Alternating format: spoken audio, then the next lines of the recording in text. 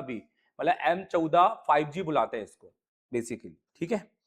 तो इस मॉडल में ना, इस फोन में ज्यादातर जो फॉल्ट आता है, जब भी आप इस फोन को किसी इस तरीके से, ये जो आप यहाँ पर देखिए, इस तरीके से जिसको हम इसको बोलते हैं यूएसबी एम्पियर मीटर, आप जब इसको कनेक्ट करते हैं ना तो आपको 0.60 की रीडिंग आती है। तो ज्यादातर लोग क्या करते हैं इसके अंदर, ज्यादातर लोग इसके अंदर ये करते हैं कि इसके पावर को पर काम नहीं करेंगे, क्योंकि पावर आईसी पर इस पर कोई काम आता ही नहीं है। पर मैं आपको बताता हूँ इसकी पावर आईसी, मैं आज आपको पावर आईसी पढ़ाऊंगा और इसका बताऊंगा कि इसका सोल्यूशन क्या है। तो ज्यादातर लोग क्या करते हैं, इसका या तो सीपीयू रिवॉल्व कर देते हैं, या तो इसका ये यूएफएस से लगा है। अब ये ना यूएफएस आईसी है, ये यूएफएस आईसी है सैमसंग की। कैसे, तो मैं आपको छोटा सा डिटेल देता हूं, जब मैं आपको आईसी क्लास के अंदर पढ़ाऊंगा तो आपको अच्छा खासा बड़ा डिटेल देखने को मिलेगा, ठीक है। तो ज्यादातर लोग ये करते हैं, ये देखिए एसईसी, एसईसी मतलब सैमसंग, बेसिकली इसको सेमीकंडक्टर, ये कंपनी का ना एक तरह से नाम है। एसईसी का मतलब सैमसंग ही होता है, ये एक मैन्युफैक्चरिंग का नाम है जिसका शुरुआत के से होती है। अगर आपको कभी भी कोई आईसी मिले जिसकी शुरुआत के से हो रही है ना, तो ये सैमसंग है। अब यहाँ पर दो वर्ड आ सकते हैं, एक एल, एक एम, एक एल और एक एम। और मैं अपनी टीम से चाहूंगा कि आप लोग बेसिकली प्ले स्टोर की लिंक भी देते रहें साथ में, और iOS की और प्ले स्टोर की जो मेरी टीम बैठी है वो एप्लीकेशन की लिंक भी इनको देते रहे, और दोनों की। देखो जो सेकेंड पॉइंट है ना वो एम है। अगर यहाँ एम है, ठीक है, तो इसका मतलब है कि इस आईसी के अंदर रैम भी है। अगर यहाँ पर अगर यहाँ पर एम है तो इसका मतलब इस पे रैम भी है। और अगर यहाँ पर एम की जगह पे एल लिखा हुआ है हमेशा दूसरे नंबर पे, तो इसका मतलब इसके अंदर रैम नहीं होता है। तो यूएफएस अभी दो ही रैम में, दो ही वर्जन में आ रहे हैं। या तो ये 297 है बीजीए, बीजे मतलब बॉल के डर है, और इसका नंबर 297 है, मतलब 297 बॉल होने चाहिए, या तो 254 है। तो जनरली इसके अंदर 254 है, ये एक 254 बीजे है, ठीक है, 254 बीजे है, मतलब 254 बॉल है। मतलब ये एक सबसे पहले रैम के साथ है, क्योंकि 254 हमेशा रैम आईसी के साथ आती है। अगर इसमें यहां पर एल लिखा होता, क्या लिखा होता, एल, तो यहां पर इसको हम बोलते हैं 153, BGA 153, ये कॉमन है। तो दुनिया की कोई भी मोबाइल, दुनिया का कोई भी मोबाइल अगर के बाद एल लिखा होगा तो हमेशा BGA 153 होता है, मतलब 153 बॉल का होता है, ठीक है। 5 का मतलब हमेशा यूएफएस होता है। मैं आपको इसका पूरा चार्ट देख दूंगा, ठीक है। अगर आपको कभी भी 5 आ रहा है तो यूएफएस आईसी है। अब एल मतलब इसका साइज है, एल का मतलब साइज है। अब ये साइज हम आईसी को उतारकर मैं आपको इसको फ्लैश 64 में लगाकर इसकी प्रोग्रामिंग सिखाता हूं आज, ठीक है, आज की क्लास में। तो ये कुछ इसका चार्ट है। तो आई होप कि आपको ये चार्ट थोड़ा सा भी समझ में आया हो, क्योंकि हम यहाँ तो पहले भी कह रहे थे कि 2 घंटे के अंदर मोबाइल रिपेयरिंग नहीं समझने वाले, सिर्फ एक सोल्यूशन देखने वाले हैं, और मुझसे जुड़ेंगे आप पूरे साल भर, ठीक है। तो यहाँ पर हमने तो ज्यादातर टेक्नीशियन क्या करते हैं इस सेटों का ना सीपीयू रिवॉल्व कर देते हैं। अब देखो इसको, और यहाँ पर तो ना ये देखो, यहाँ पर ये जो 4 आपको पैड दिखाई दे रहे होंगे, ये दिख रहे हैं ना 4 पैड, ये 4 पैड ये जो दिखाई दे रहे हैं, ये बेसिकली इनके आईएसपी के पैड है, जिसमें R X positive, R X negative, T X positive, T X negative होता है। तो इसकी आईएसपी मतलब in programming system, ISP in system programming मतलब ये भी की गई है, ओके। जबकि ये सिर्फ यूएफएस प्रोग्राम करने से भी चालू नहीं होगा, इस फोन के अंदर एक पर्टिकुलरली फॉल्ट है। अच्छा, इस सेट के अंदर और क्या क्या है तो मैं आपको दिखाता हूं यहां से। इस सेट के अंदर ना 2 चार्जिंग आईसी का यूज हुआ है, एक चार्जिंग आईसी ये है और एक चार्जिंग आईसी ये है। तो अगर हम इस साइड के अंदर आपको यहाँ पे देखा है, देखिए, तो इस साइड के अंदर 2 चार्जिंग आईसी का यूज हुआ है। तो अभी जितने भी 5G हैंडसेट आ रहे हैं, और हमको पहले तो 4G पढ़ना है, क्योंकि अगर हम 4G क्लियर नहीं करेंगे तो 5G हमें समझ में नहीं आएगा। पर मैं यहाँ पर 5G की बातें करूंगा खाली, ठीक है, पढ़ेंगे तो हम 4G से ही। तो जितने भी, मैं फिर से कह रहा हूं, जितने भी क्या 5G हैंडसेट आ रहे हैं उसके अंदर 2 चार्जिंग आईसी आती है, कॉमन हो गई हैं, और 3 भी आने लग गई हैं। तो यहां पर ये SM है, सैमसंग के अंदर SM का मतलब उसकी सब पावर होता है प्लस चार्जिंग आईसी है। इसको कंडक्टिव, मतलब कंडक्टिव चार्जिंग आईसी बोलते हैं। कंडक्टिव का मतलब है ये कॉइल, ये कॉइल के थ्रू ये चार्ज होती है ना, चार्ज बनाती है। और दूसरी है, ये एक और SM है, यहां पर एक और SM है।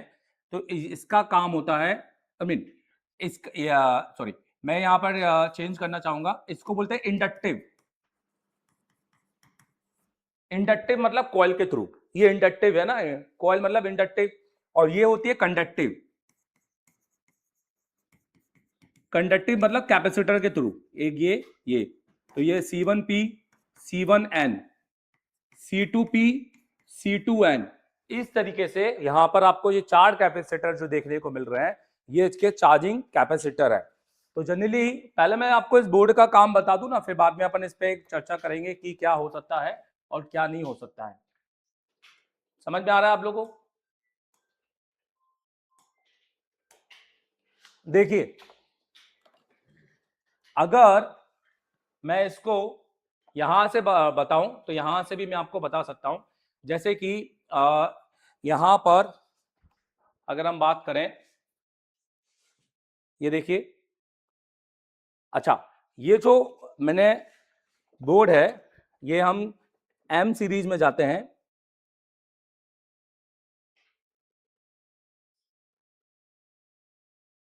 और M14 को सिलेक्ट करेंगे,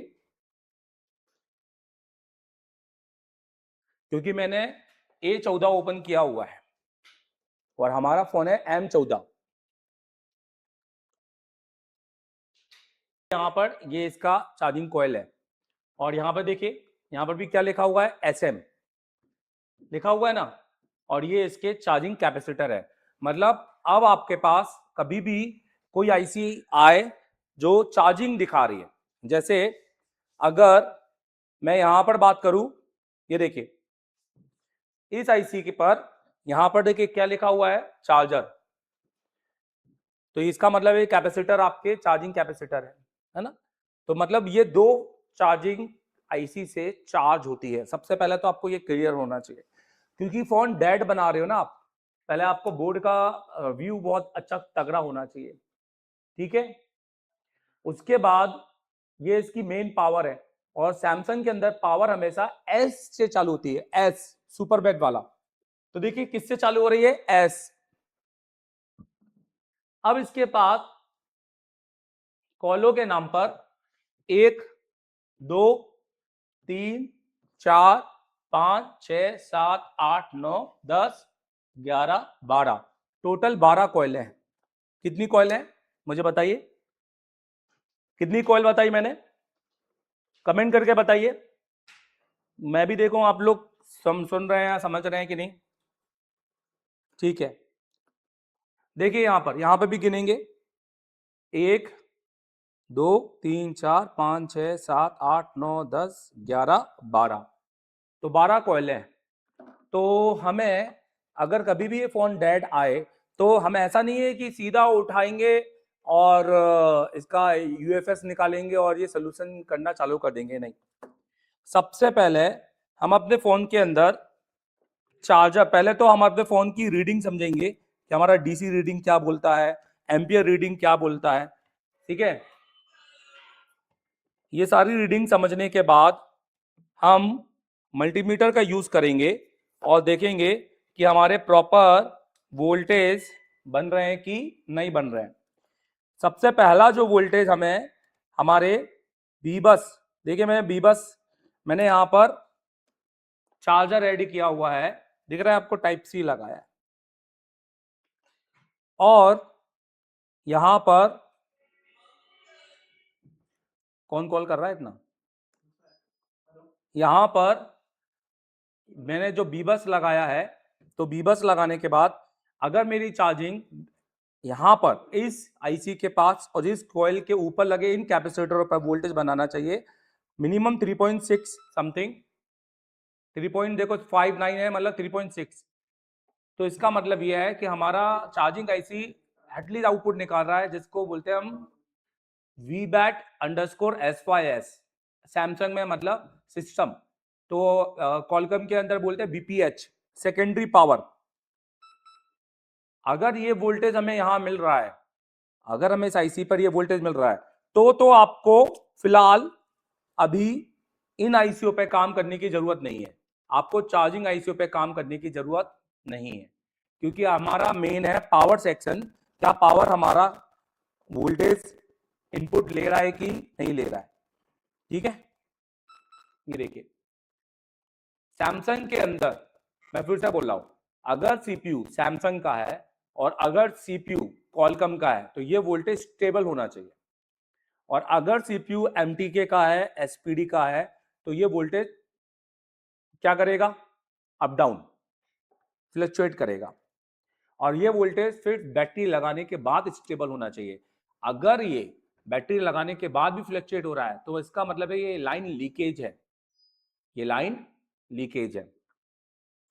अब हम सबसे पहले यहां पर कॉइलों का वोल्टेज देखेंगे, क्योंकि हम जब तक पावर सेक्शन को चेक ना कर लें, हमें सीपीयू एमएमसी पर नहीं जाना चाहिए। ठीक है, हाँ कोई डायरेक्ट सोल्यूशन में है तो हम जा सकते हैं, पर जब तक हम पावर आईसी को चेक नहीं कर लें, हमें सीपीयू एमएमसी पर नहीं जाना चाहिए। आपको आ रही है बात समझ में? अब जब भी आपके पास सैमसंग का, और देखो हमें हमेशा इस आईसी को वन टाइम पढ़ना है, अगर हम सिर्फ एक बार पढ़े, इस साइड कर दो, अगर हम इस आईसी को एक बार पढ़ेंगे तो कभी भी ये सेट आएगा तो हम इसको बहुत अच्छे से रिपेयर कर पाएंगे। देखिए आईसी का नंबर एस से चालू होना चाहिए,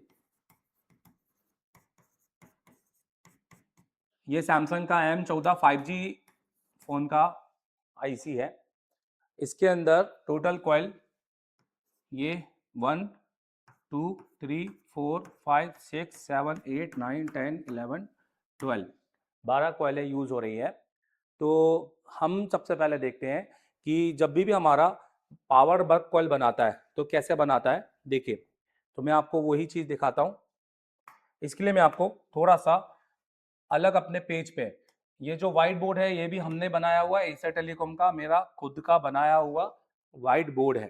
ठीक है, देखिए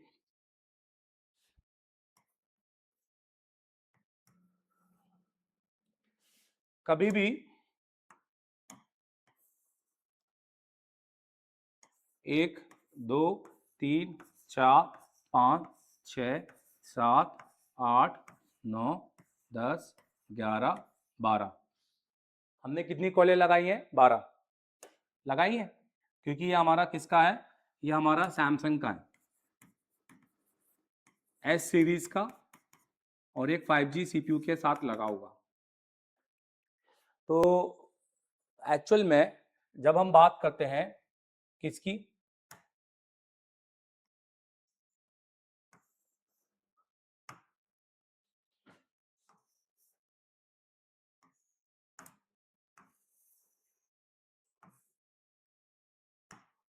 ठीक है, जब हम बात करते हैं पावर आईसी की, तो पावर के अंदर ना होते तो बहुत सारे सेक्शन है, हाउस कीपिंग है, ऑडियो है, ये है वो, पर दो मेन होते हैं, एक होता है बक सेक्शन, बक कन्वर्टर, और एक होता है एलडीओ सेक्शन, लो ड्रॉप आउट। तो जैसे ही इसको ध्यान देना, किसको, बक को, मैंने एलडीओ की बात नहीं की, और कभी कभी एलडीओ को भी, वीपीएच मतलब 4 वोल्टेज जो हम 3.5 देखा था ना हमने, वो वोल्टेज मिलते हैं जो इसके लगे कैपेसिटर पे मिलते हैं। बाहर तो बहुत सारे होंगे, अंदर भी बहुत सारे होंगे, और उसके साथ सेंस पैड भी होते हैं जो कि माइनस के साथ लगे होते हैं। तो ये बक बक प्रोड्यूस करता है, और ये बक टाइप होते हैं। सबसे पहला टाइप हम इसको बोलते हैं एलडीओ बक। तो पहला बक एलडीओ बक, बक कन्वर्टर, इसका क्या काम होता है बताता हूं मैं। दूसरा सीपीयू बक, तीसरा रैम बक, फिर चौथा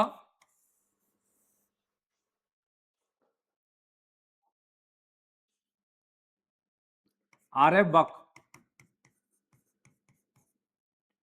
और एलडीओ के अंदर यूएफएस एलडीओ, क्योंकि 5G की बात हो रही है, और रैम का एलडीओ, और फिर दुनिया भर के अदर्स। तो जब हमारा पावर, जब अभी बक एक्टिव होता है तो सबसे पहले बनाता है एलडीओ बक। एलडीओ बक दो प्रकार का होता है, high LDO, lower LDO. CPU buck बहुत सारे प्रकार का होता है, जैसे मॉडम, एपीसी। अगर हम सैमसंग या किसी और की भी बात करें, बहुत सारे बक होते हैं। कोर, रैम बक होता है जनरली दो प्रकार के, या वीडीडी 2 या वीडीडी 1। और यूएफएस के अंदर जो वोल्टेज आते हैं वो होते हैं हमारे वीसीसी, वीसीसी क्यू। और रैम के अंदर जो वोल्टेज आते हैं वीडीडी 1, वीडीडी क्यू, वीडीडी 2। तो हमारे ये सारे वोल्टेज बनने चाहिए, सिंपल सी बात है। और इन सारे वोल्टेज के लिए हमें किसी भी प्रकार का कोई भी डायग्राम नहीं चाहिए, क्योंकि अगर हमारे पास डायग्राम नहीं है तो हम कैसे पढ़ेंगे ना। ना ही किसी प्रकार का कोई बोर्ड नहीं हो, कोई हार्डवेयर, कुछ भी नहीं। तो मैं ऐसे ही सिखाऊंगा, मैं आपको यूनिवर्सल तरीके से सिखाऊंगा, आप किसी भी मोबाइल को ट्रेस कर सकते हैं, 5G हो 4G हो, है ना। तो हमारा, हमने बोला कौन कौन सा बक, एलडीओ बक, सीपीयू बक, रैम बक, आरएफ बक। अब हम यहां पर चेक करेंगे कि हमारा कौन कौन सा बक एक्टिव होना चाहिए। सबसे पहली बात, आईसी टू आईसी। अगर आपके पास सैमसंग का कोई भी सेट आ रहा है, कोई भी यूएफएस के साथ, मैंने बोला किसके साथ, यूएफएस के साथ, तो सबसे पहला सोल्यूशन है कि उसके साथ जितनी भी कॉइलें हैं, ये ये ये जितनी भी कॉइलें हैं, सारी कॉइलें एक्टिव होंगी। कोई भी ऐसी कॉइल नहीं है जो एक्टिव ना हो, मतलब सभी कॉइलों पर वोल्टेज आएगा। क्यों, ये बंद कर दो ऊपर, नहीं नहीं यहां से नहीं, रिमोट से करो ना।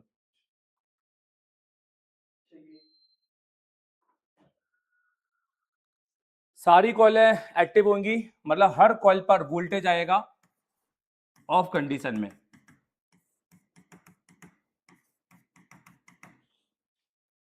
सैमसंग के अंदर, क्योंकि ये सैमसंग है, वो छोड़ दो कि सर ये क्या, एक कॉइल में सर ये एक कॉइल, ये एक कॉइल, नहीं नहीं, मॉडर्न की।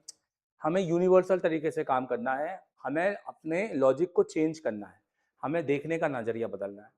अगर आपके पास कभी भी कोई सेट आए ना, हमें पहले तो शुरू के 5 मिनट आपके पास इतनी स्किल होनी चाहिए कि आप किसी भी सेट को डायग्नोस कर लो। ये नहीं कि बोर्नियो खोल रहे हो, कंप्यूटर खोल रहे हो, मॉडल सर्च कर रहे हो, सर मॉडल मिल जाए कि नहीं, ये टाइम तो वेस्ट कर रहे हो पूरी तरीके से। ठीक है,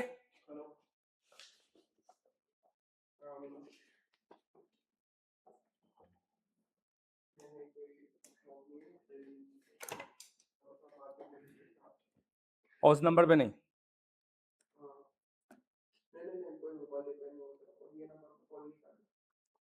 ये नंबर मिला कहां से पूछो। अच्छा अच्छा, उसको मत उठाओ, हाँ उठा लो चलो। तो देखिए यहां पर ये तो मिल ही रहा है,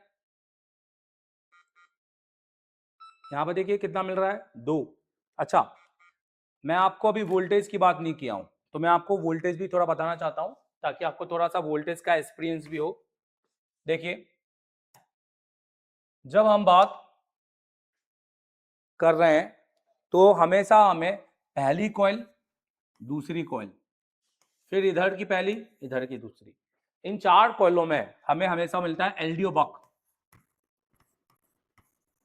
जो होता है 2 वोल्टेज, एक 1.3 मतलब 1.2, जिसको हम बोलते हैं हाई एलडीओ, लोअर एलडीओ। अगर ये वोल्टेज मिल गए तो आप बोल सकते हैं कि आपकी पावर आईसी का बक सिस्टम ओके है, आपको बदलना नहीं है।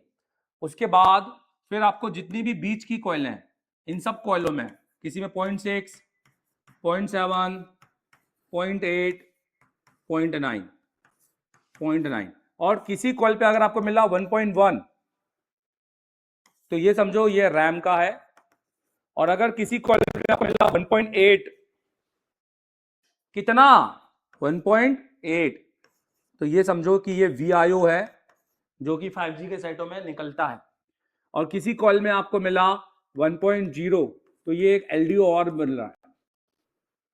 ठीक है, तो यूनिवर्सल वोल्टेज होते हैं, बस हमें यूनिवर्सल तरीके से समझने होते हैं।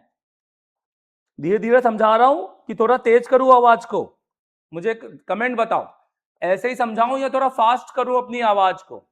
क्योंकि मैं इतनी फास्ट बोल सकता हूं जैसे एक रैपर बोलता है।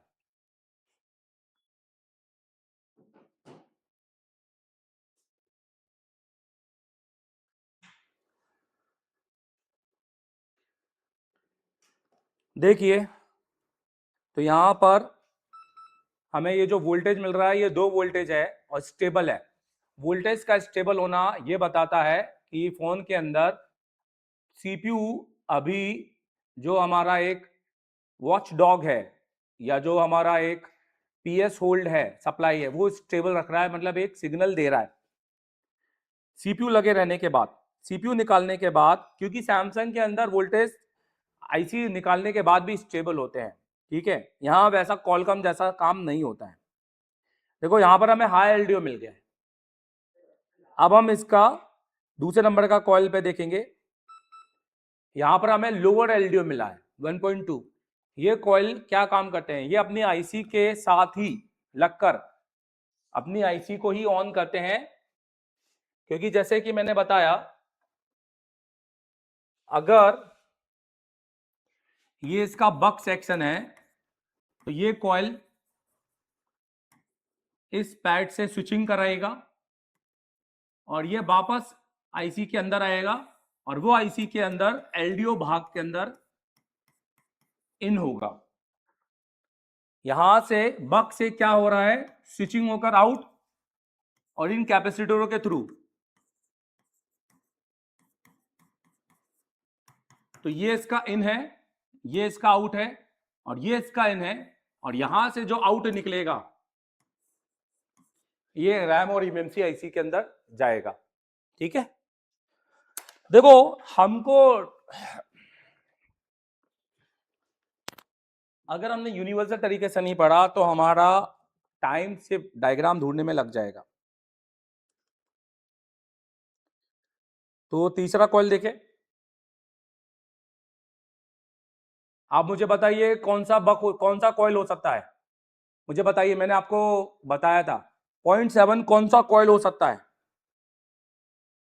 कौन सा बक, मुझे बताइए। क्या ये एलडीओ बक है, क्या ये रैम बक है, या ये सीपीयू बक है, या कौन सा बक है? कमेंट करके बताइए कौन सा बक है, एलडीओ बक, रैम बक या सीपीयू बक?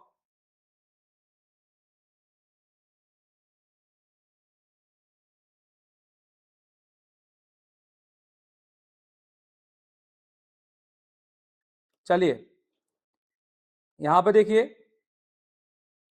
0.7,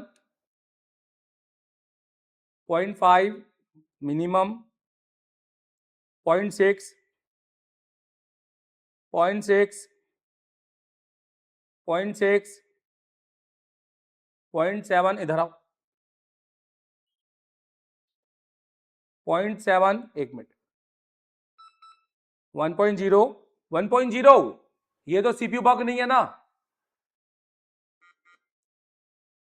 1.9 और 0.8। देखो पहली एक चीज ये कि इसके सारे बग एक्टिव हैं। डीएसओ देखो, यहां पर देखो, हाँ देखो इसके सारे बग एक्टिव हैं। पहली चीज ये कि इसके सारे बग एक्टिव हैं, सीधा करके समझ में आ रहा है? क्या इसके सारे बग एक्टिव हैं? यस और नो, यस और नो करके कमेंट करो।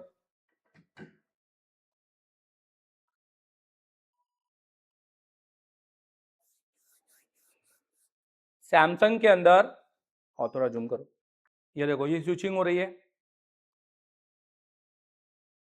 ये स्विचिंग हो रही है, यहां पर फिल्ट्रेशन हो गया, तो इसलिए सीधा वोल्टेज कन्वर्ट हो गया ना। बक कन्वर्टर का यही तो काम होता है ना, वन वोल्ट स्विचिंग करके दूसरे को कन्वर्ट करके प्योर डीसी भेजना। ये स्विचिंग हो रही है,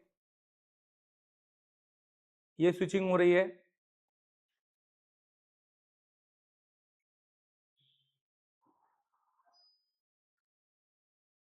ये स्विचिंग हो रही है,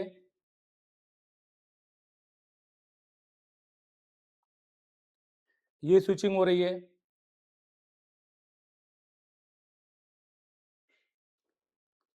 ये स्विचिंग हो रही है।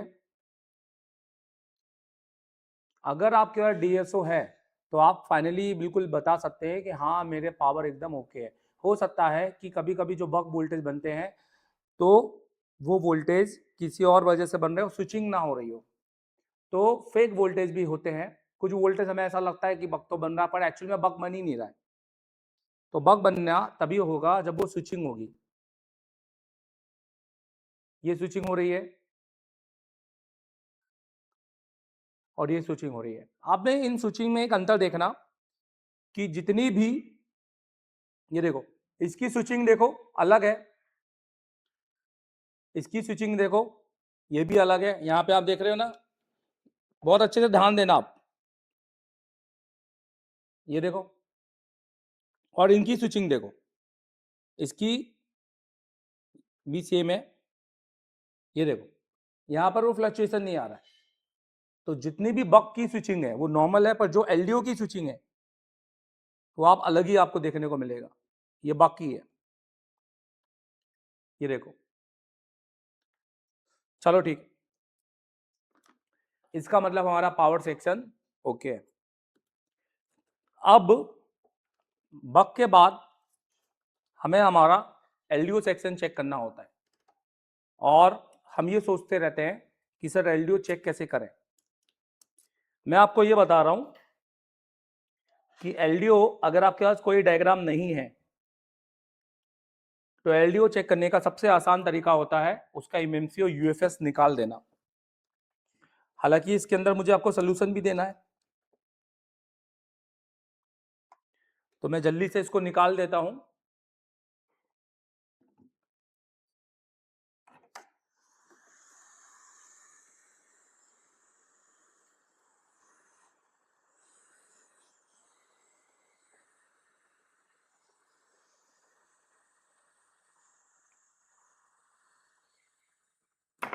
लोग बहाना मारते हैं काम के टाइम पे कि ये हो गया वो हो गया, पर आपको दवाई खा के भी काम करना है। आप ये समझना, बहाने तो बहुत दूर की बात है।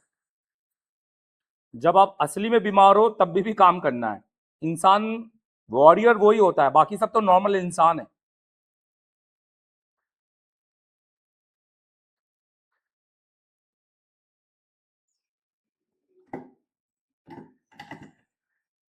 ये ऑलरेडी रिवॉल्व थी, देखो हमने यहाँ पे 3 जंपर भी किए हैं। अभी तक आपने जितना हार्डवेयर देखा, अब आप सॉफ्टवेयर देखेंगे। अभी तक आपने जितना हार्डवेयर देखा, अब आप क्या देखेंगे? सॉफ्टवेयर। और उससे आपको समझ में आएगा कि आप मुझसे आगे जब पढ़ेंगे तो आप टेक्नीशियन नहीं टीचर बनेंगे। ये बात आपको समझ में आ जाएगी। टीचर मतलब आप भी लोगों को पढ़ाएंगे, क्योंकि आपको पढ़ाऊंगा ही मैं उसी तरीके से। ये हमारा यूएफएस है।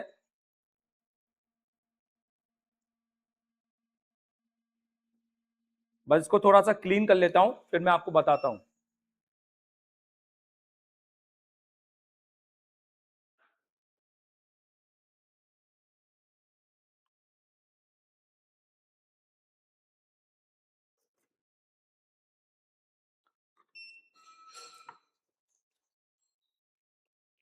मैं आपको टूल की ऐसी क्लास दूंगा कि आपको मजा आ जाएगा कि आपको बेस्ट टूल कौन कौन से लेने हैं।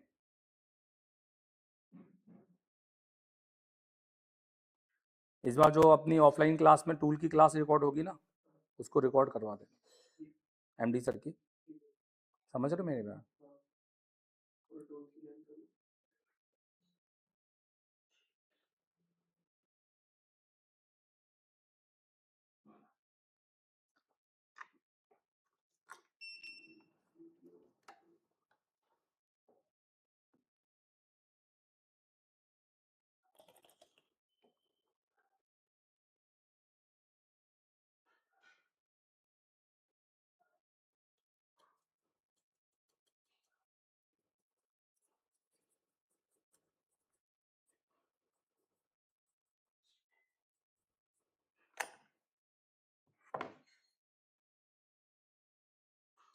देखिए,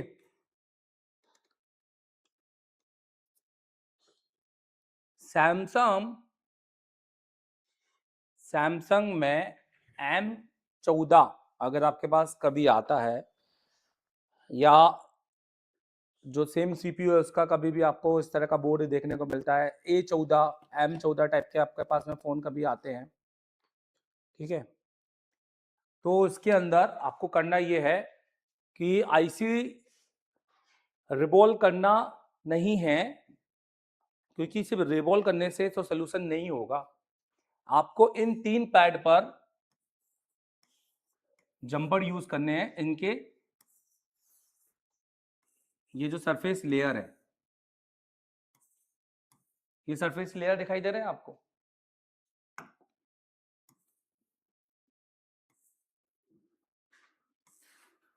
क्योंकि ये जो 3 पैड होते हैं ये लूज होते हैं, इसलिए जब भी आप इन पर कभी भी जीआर लोगे तो कभी आएगा, कभी ओएल, कभी जीआर, ये लूज कनेक्शन के होते हैं। तो आपको इनको सरफेस के साथ में एक जंपर मारना है, जो कि बहुत ज्यादा आसान है, बहुत ज्यादा टफ नहीं होता है। आप कभी इन पैडों को हिलाओगे भी ना तो ये आपके बेसिकली क्या हो जाएंगे, लूज, मतलब आपको निकल जाएंगे पैड। अब जनरली ये पैड कौन से नंबर के होते हैं, तो अपन नंबर को नोट कर लेते हैं।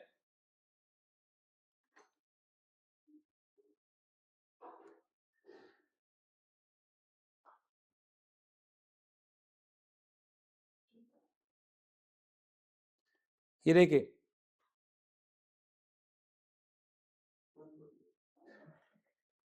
इन पैडों पर कोई दिक्कत नहीं है, हमें तो बोनस वेबिनार करना है नेक्स्ट, हमें तो इसको बेस्ट देना है। इन पैडों पर एक होता है A3, B3 और C3। ये 3 पैड सबसे ज्यादा लूज होते हैं यूएफएस में। अगर आप इन 3 पैड को जंपर नहीं करोगे तो आपका सेट चालू नहीं होगा। एक पहली बात। दूसरी बात, जब आप यूएफएस को निकाल लो तो आपको यूएफएस की रीप्रोग्रामिंग करनी है। देखो कैसे,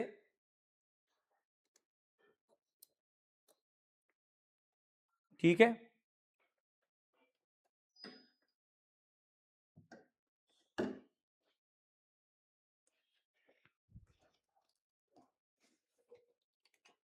आपको फ्लैश 64 बॉक्स यूज करना है।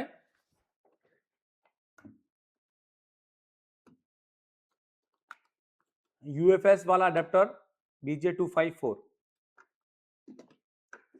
मैंने बोला था मैंने पहले सॉफ्टवेयर सिखाया, हार्डवेयर सिखाया, अब मैं आपको सॉफ्टवेयर भी सिखाऊंगा और आपको इसको यहां यूज करना है। देखिए ये आपका इतना सा पार्ट देख रहे हो बीच में, ये पार्ट आपका इस पार्ट से साथ कनेक्ट होगा, इतने वाले, और आपका नोज कट पॉइंट ये है यहां पर। तो हम नोज कट पॉइंट लगाएंगे, ये देखिए ये नोज कट पॉइंट हो गया इधर पे। अब हम इसको बंद करेंगे और इसकी प्रोग्रामिंग करेंगे। ये देखिए दिख रहा है आपको। अब मैं इसको कंप्यूटर के साथ कनेक्ट करूंगा।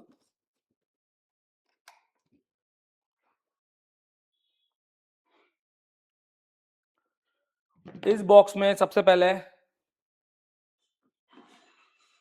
हम इसको कनेक्ट करेंगे। तो यहां पर आता है डिवाइस इंफॉर्मेशन, जो कि हम कनेक्ट करते हैं। ये प्लग एंड प्ले वाला बॉक्स है, इसके अंदर कोई भी ड्राइवर्स नहीं आते जैसे बाकी सारे बॉक्स के अंदर आते हैं। Plug and play.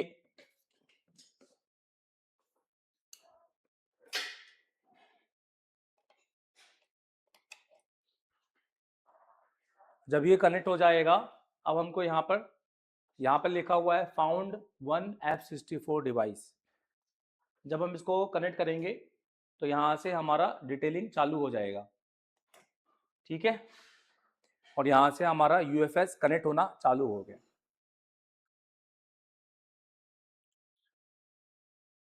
अभी ये इसका बैकअप ले रहा है।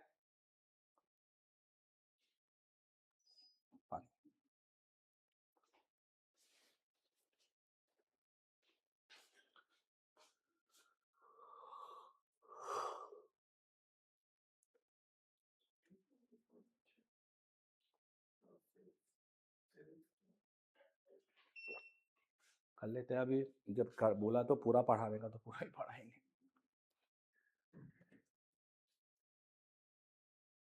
अब सबसे पहले ऊपर से चालू करेंगे।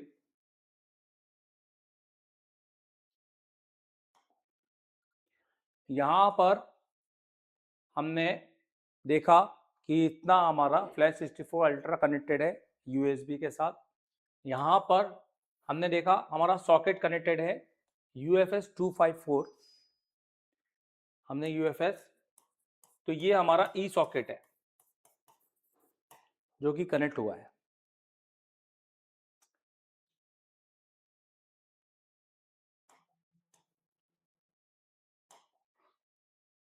अब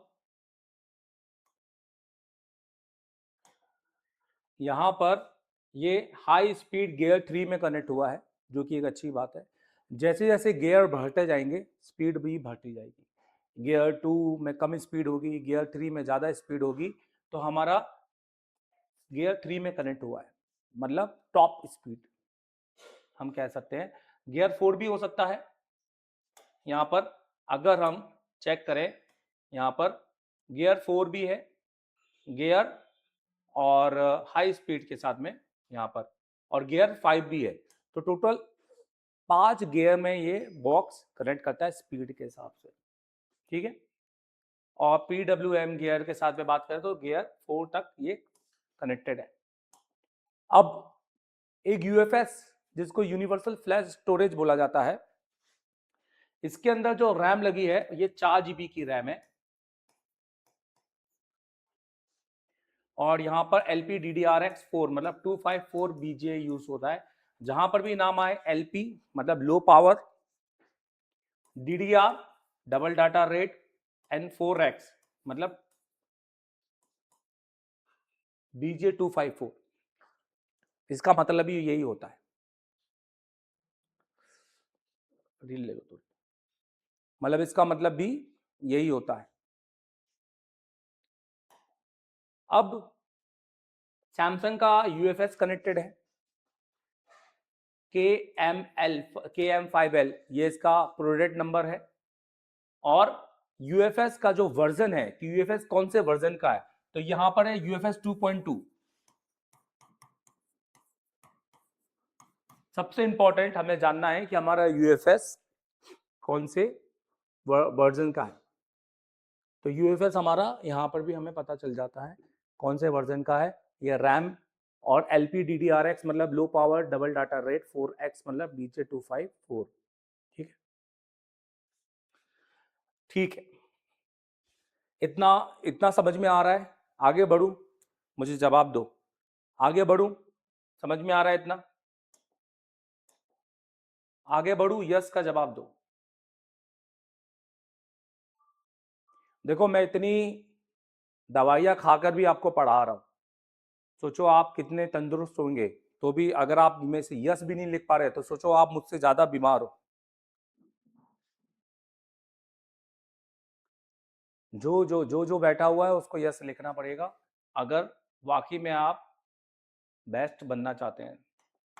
अब यहां पर टोटल यूएफएस के अंदर जो होता है वो लून्स होता है, डाटा लून के अंदर होता है, LUN, जिसको हम बोलते हैं लॉजिक यूनिट।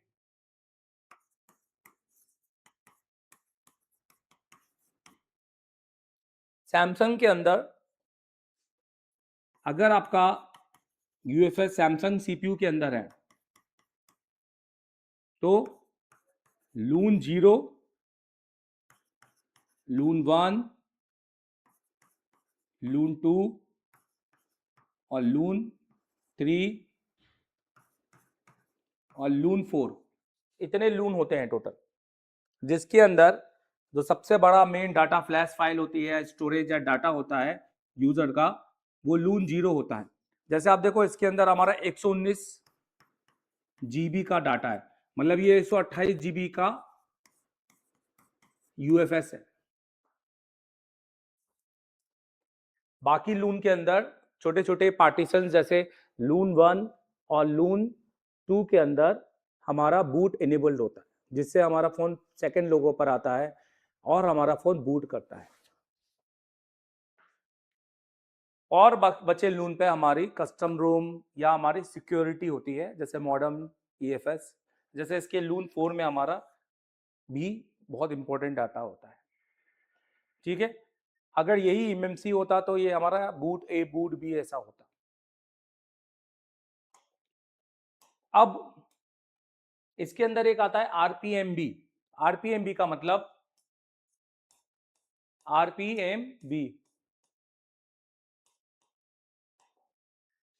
ये लिखा हुआ है RPMB मतलब रिप्ले प्रोटेक्शन मेमोरी ब्लॉक, जो कि सैमसंग के CPU वाले MMC या UFS में मैटर नहीं करते। तो हमें कोई फर्क नहीं पड़ता RPMB का कोई साइज हो, डाटा हो करके। अब इसके अंदर UFS के अंदर देखने की एक बात होती है इंपॉर्टेंट, UFS के अंदर एक OTP होता है, कॉन्फ़िगरेशन फाइल डिस्क्रिप्टर होती है, जिसको हम प्रोविजन फाइल बोलते हैं। यहां पर नॉट लॉक है, अगर ये लॉक होती है तो हमें इसको अनलॉक करना होता है, नहीं तो ये रिसेट नहीं होगी। अगर यहां पर लिखा है लॉक तो ये क्या हो सकती है, अनलॉक। तो वो कैसे करेंगे, उसके लिए आपको यहां पर एक ऑप्शन है डिस्क्रिप्टर, फिर यहां पर एक ऑप्शन है कॉन्फ़िगरेशन, दिख रहा है आपको, और एक और ऑप्शन है, तो वैसे ही यहां पर एक ऑप्शन है एट्रीब्यूट। आपको एट्रीब्यूट के अंदर जाना है और यहां पर आपको इधर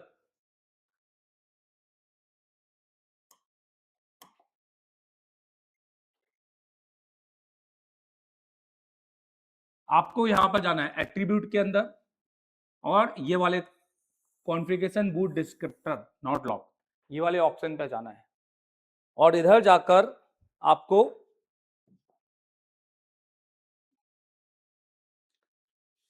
इसको क्लिक कर देना है बस। जैसे आप इसको क्लिक करोगे तो यहां पर एक ऑप्शन आएगा लॉक करने का। अब हमें 235 प्लस 165 को टोटल करना है, जिसके अंदर हम कैलकुलेटर का यूज कर लेते हैं। करना जरा। 253 प्लस 165,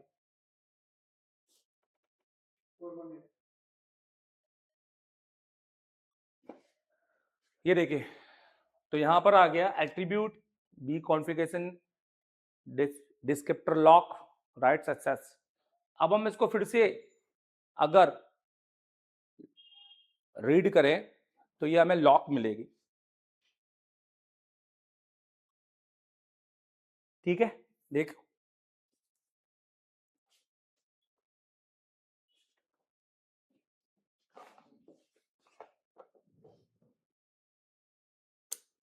तो अगर हम यहां पर वापस जाएंगे तो ये देखिए, ये हमें अब क्या दिखाई दे रही है बताइए, लॉक। यहां पर जो कि पहले था अनलॉक। इसलिए यूएफएस में कभी भी प्रोग्रामिंग करने के लिए इसको आपको अनलॉक करना पड़ेगा, जो कि आप मल्टीपल टाइम कर सकते हैं।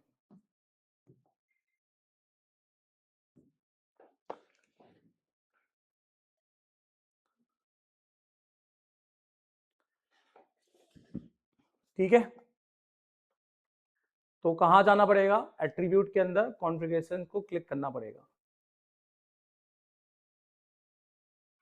अब ये इसकी हेल्थ है। हेल्थ बहुत इंपॉर्टेंट होती है, जो कि अभी फिलहाल इस आईसी की हेल्थ बहुत अच्छी है, 0-10। अगर कोई आपसे बोले कि यूएफएस की हेल्थ रिपेयर होती है तो बिल्कुल मना कर देना, यूएफएस अपनी हेल्थ को रिपेयर नहीं करता है। अभी यूएफएस के अंदर हेल्थ रिपेयर करने का ऑप्शन नहीं आता है। हम इसको रिसेट कर सकते हैं खाली, और इस हेल्थ को हम चेंज नहीं कर सकते। अब ये इसकी जीपीटी होती है, जिसको हम बोलते हैं गाइड पार्टीशन टेबल, जो हमारा प्राइमरी और बैकअप जीपीटी में बना होता है। और इसके अंदर हमारी सारी फाइलें होती है, जिसके अंदर लून्स है, ये देखिए। और ये हमारा ओएस होता है, जिसके अंदर ये हमारा मेन ओएस है। और इसके अंदर क्योंकि सैमसंग है तो ये हमारी बाइनरी फाइल होती है। तो सबसे पहले तो आपको ये करना है कि आपको लॉग सीट को कॉपी करना है, एक फोल्डर बनाना है, M14, यहां पर टेस्ट डॉक्यूमेंट यूज करना है,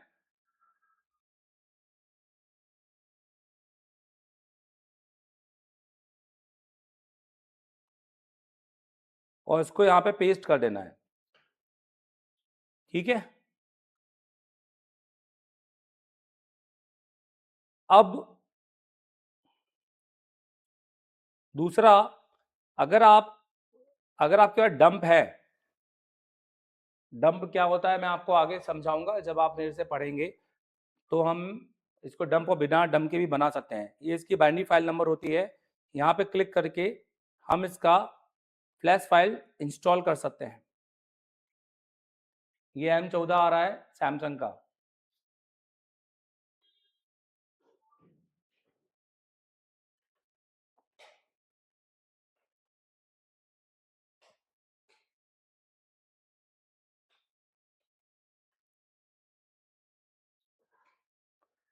ठीक है, यहाँ से आपको इसको डाउनलोड कर लेना है, यही फाइल। अगर आप इसकी फाइल दूसरी डाउनलोड करेंगे तो आपका फोन के अंदर एरर आ जाएगा ऑन होने के बाद। ये देखिए, अब आपको सबसे पहले ना, ये इसकी सिक्योरिटी होती है जो पीले कलर की होती है। आपको इसकी दो फाइल को रीड करना है सैमसंग के अंदर। आपको सब रीड करने की जरूरत नहीं है, पूरी पीले फाइल का बैकअप लेने की जरूरत नहीं है। आपको रीड करना है EFS और SEC EFS, सिर्फ इन दो फाइलों को बस आप रीड कर सकते हैं।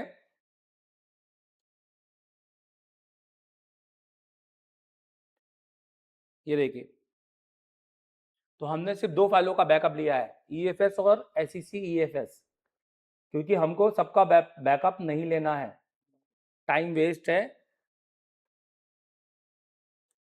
ये देखिए, तो इन 2 फाइलों का बैकअप हमारे पास आया है, दिख रहा है आप लोगों को?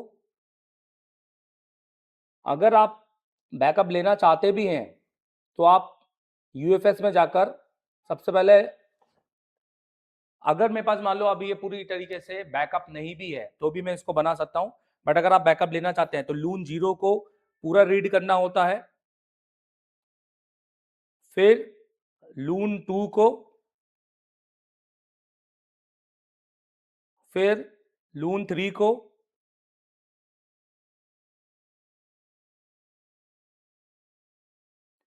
लून 4 को, और लून 0 को अगर आप फुल बैकअप रीड करते हैं तो आपको स्किप कर सकते हैं कस्टम डाटा के साथ, बट यहाँ पे फुल ना करके आप इसको 128 MB भी कर सकते हैं,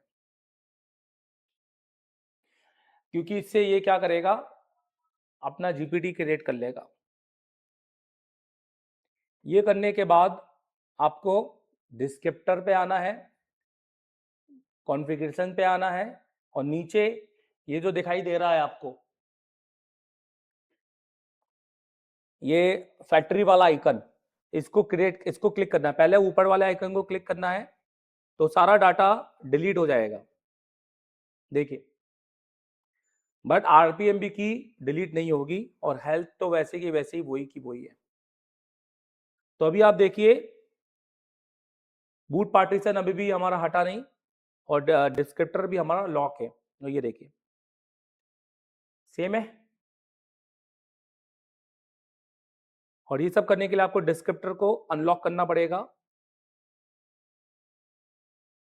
और प्रोविजन फाइल को आपको रीड करना पड़ेगा, जो कि आपकी ऑलरेडी रीड हो जाती है जब आप फ्लैश 64 बॉक्स को डाउनलोड करते हैं, मतलब आईसी को डिटेक्ट करते हैं।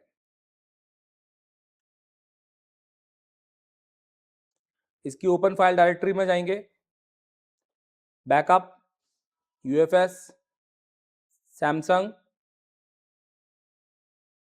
और ये इसका प्रोविजन फाइल है इस तरह का, और इस यहां जाकर इसको रख देंगे। तो ये पूरी तरीके से हमने इसका बैकअप उठा लिया है, जो कि मैं आपको बहुत डिटेलिंग में सिखाऊंगा, अभी तो खैर बता देता हूं। अब हम डिस्क्रिप्टर पे जाएंगे, कॉन्फ़िगरेशन में जाएंगे और फैक्ट्री को रीसेट कर देंगे, ये देखिए, और यहां पर एक बार राइट करेंगे तो हमारा यूएफएस कंप्लीट तरीके से रीसेट हो चुका है। बहुत इजी है, 9-10 के बच्चे करते हैं। ये देखिए सारे लून खत्म हो चुके हैं, बूट पार्टीशन नॉट सेट हो चुका है, ठीक है। आपको कुछ नहीं करना है, आपको केवल इसकी प्रोविजन फाइल देनी है, जो कि आप इस फोल्डर से यस करेंगे और बैकअप वाली जगह पर जाएंगे और ये प्रोविजन को क्लिक कर देंगे और इसको राइट कर देंगे, ये देखिए।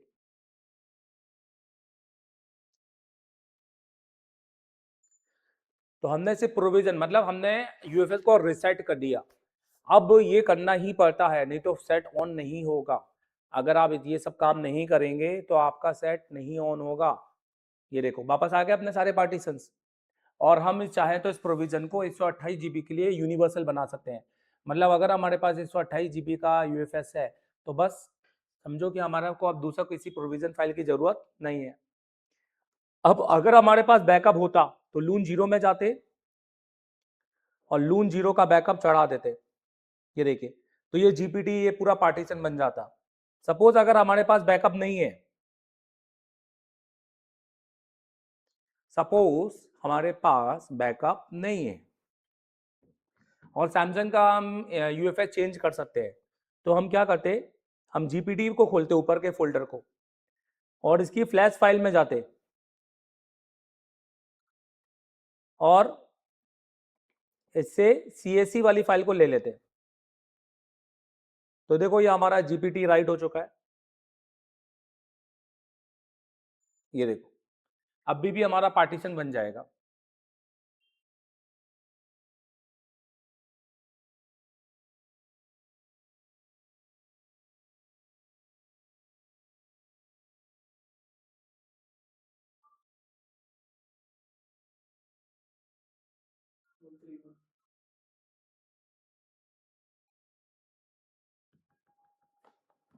ये देखिए बन गया। अब हमें सिर्फ BL को लेना है, पर सबसे पहले हम CSE को फिर से लेंगे ताकि उसमें पिट वापस आए। फिर हम इसके बाद BL लेंगे, यहां पर ये फाइल हमारी ऐड होती जा रही है। फिर हम AP को ले लेंगे, अगर हम चाहें तो हमें डाउनलोड मोड पे नहीं डालना है, पूरा फोन एक बार में ऑन करना है। CP को लेंगे और CSE को हम ले चुके हैं और यहां से हम राइट कर देंगे बस। और राइट भी 1 मिनट के अंदर हो जाएगी। देखो UFS प्रोग्रामिंग बहुत आसान है, UFS प्रोग्रामिंग बहुत आसान है, बस आपको एक बार अच्छे टीचर से सीखना होगा। और अब मैं आपको घर बैठ के सिखा सकता हूँ, आपको मेरे पास आने की जरूरत नहीं है। अगर आपको IC निकालते लगाते आता है तो आप मेरे से घर बैठ के सीख लो, और अगर आपको IC निकालते लगाते नहीं आता है तो आप ऑफलाइन क्लास में आके इसको तरीके से सीखो, क्योंकि अब इसके बाद मैं आपको बताने वाला हूँ कि आप मुझसे ये सारा काम कैसे सीखेंगे। आई होप कि आप मेरे इस काम से सेटिस्फाई हैं, और आपको जो भी मैंने बताया आपको एक एडवांस लेवल की चीज बताई। क्या मुझे आप इसका जवाब यस और नो में करके दे सकते हैं?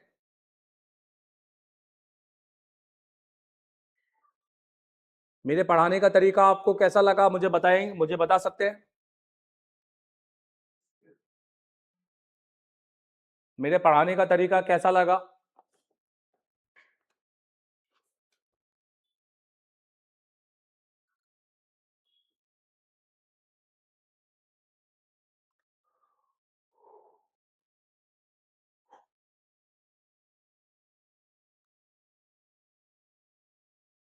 अभी देखो फ्लैशिंग चल रही है, यहाँ पे आप देख सकते हैं, और ये स्पीड है 104 120 Mbps की पर सेकेंड।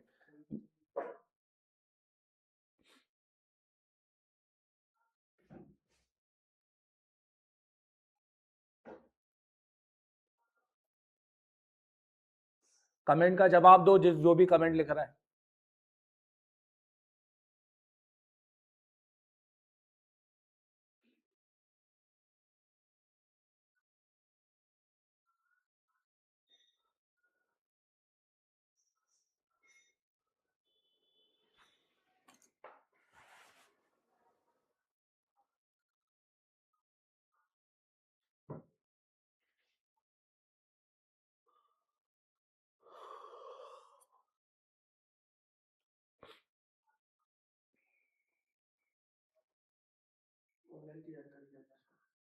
मैं अभी आपको ऑनलाइन की जानकारी, अच्छा आप मुझे आप लोग बताएं, आप लोग मुझसे ऑफलाइन पढ़ना चाहते हैं या ऑनलाइन?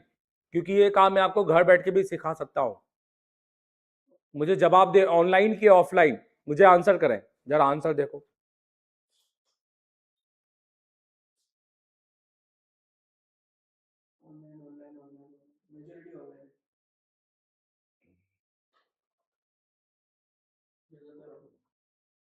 कैसा रहेगा कि मैं आपको पूरा 1 साल पढ़ाऊं? आप मुझे बताइए, क्या मुझे आप 10 दिन पढ़ना चाहते हैं या 1 साल? 1 साल तक, और वो भी एनी टाइम, जब आपके पास टाइम हो तब, मेरे टाइम के हिसाब से नहीं। सही रहेगा? मुझ पर भरोसा करते हैं? मेरी पढ़ाई पर, मेरे नॉलेज पर भरोसा करते हैं? मुझे बताइए। 1 साल पर आपसे मेरे जैसा टीचर बनना चाहते हैं जो दवाई गोली खा के भी पढ़ा रहा है? मैं सच बताऊं, मैं इसके बाद में मुझे शाम को फिर डॉक्टर के पास जाना है, आज दवाइयां चेंज करने अपनी, क्योंकि मुझे लग रहा है मेरे को सूट नहीं कर रही दवाई। चलो अब हमारा फ्लैशिंग डन हो चुका है,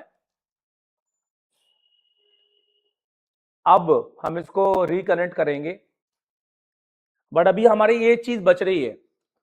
मुझे बताइए इसके अंदर क्या बच रहा होगा, क्योंकि अगर हम IC को लगाएंगे तो फोन चालू नहीं होगा, मतलब चालू तो हो जाएगा बट हमारे को बहुत बड़ी समस्या आएगी। मुझे कोई बता सकता है वो कौन सी चीज है जो इसमें डालना बाकी है? जरा पढ़ो, जरा क्या बोल रहे हैं।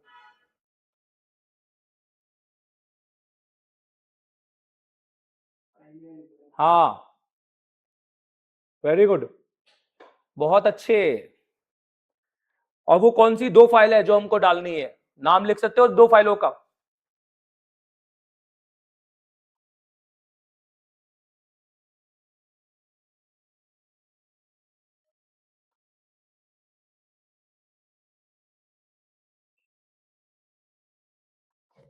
नाम क्या है उस दो फाइलों का? उन दो फाइलों का नाम है ईएफएस और एचईसी ईएफएस।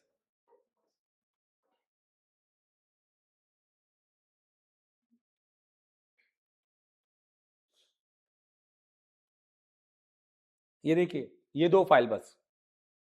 अब इसको बोलते हैं कंप्लीटली रीसेट।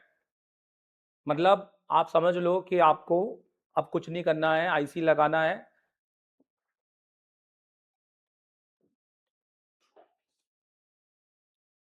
और आपने बोर्ड के अंदर ये तीन जंपर यूज करने हैं।